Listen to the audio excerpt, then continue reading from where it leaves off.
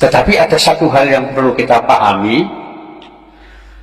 bahwa kedatangan orang-orang Arab itu ada beberapa gelombang di sini. Ya. Jadi pertama yang belakangan yang pakai gelar Sayyid, ya, itu masuk ke wilayah Nusantara, termasuk di Jawa, tahun 1790-an. Ya. Kenapa?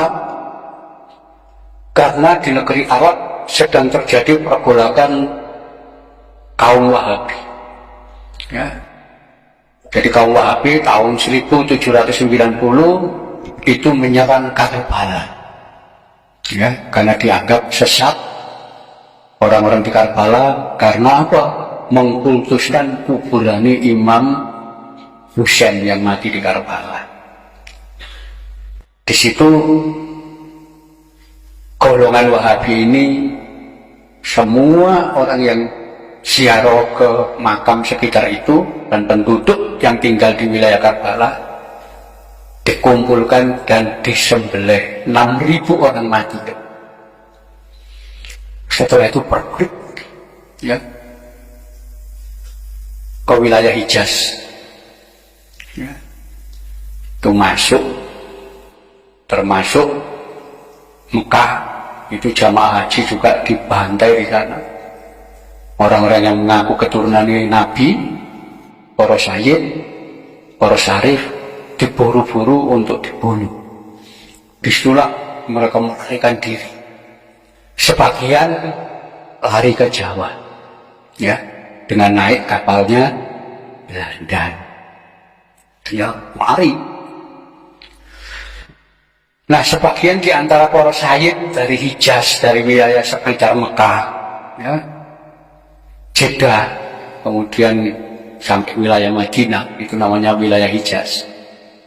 Itu sebagian masuk ke daerah Surakarta. Ya, mereka itulah kemungkinan kemudian oleh Sultan Hamengkubuwono II ditampung, ditolong, ya, dikasih tanah untuk tinggal di situ dan kawin dengan perempuan pribumi. Ya, wilayah tanah untuk para sayyid inilah, ya, yang di daerah Jogja sekarang dikenal dengan nama Kampung Sayyidan. Ya, itu sampai sekarang namanya Kampung Sayyidan. Para sayyid inilah yang nanti ikut mendukung pemberontakan Sultan Hamengkubuwono II.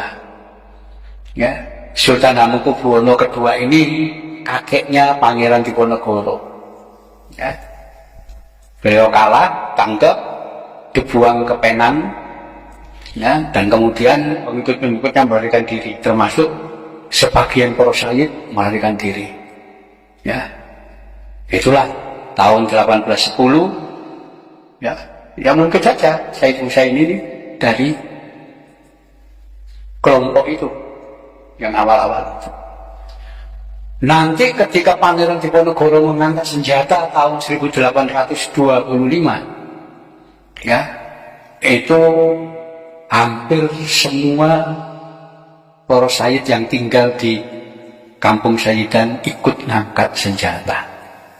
Ya, itu sebabnya ketika Pangeran Diponegoro kalah dan ditangkap, ya, tahun 1830, para sayyid ini dengan pengikut Pangeran Diponegoro tidak mau nyerah.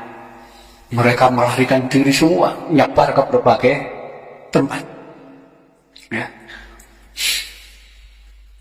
itulah kita temukan banyak makam-makam para sayyid ini di berbagai wilayah. Ya, itu cirinya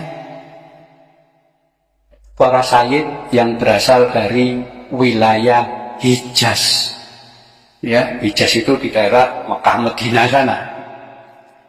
Nanti baru tahun 1832, 2 tahun setelah Perang Diponegoro, itu didatangkan para Habib dari Yaman. Ya, itu belakangan melok perang. Ya, langsung datang di sini. Ya, itulah nanti diangkat oleh Belanda jadi kapten Arab macam-macam itu orang-orang yang dari Yaman. Ya, jadi gelombang itu. Jadi karena Mbah Sayyid Husaini ini tidak ada nama Yamannya, berarti beliau orang Hijaz. Ya, karena kalau beliau dari Yaman pasti ada nama marga. Nggak tahu itu Alif, Al-Idrus, As-Saggaf, ya, Al-Jufi atau siapa, itu nama wong Yaman. Ya, jadi beliau lebih jauh, berarti wong sekitar Mekah sana, bukan dari Yaman. Ya, kita temukan di wilayah Lumajang, itu makam keramat. Makam situ nih, makam Mbah Saji. Mbah Saji.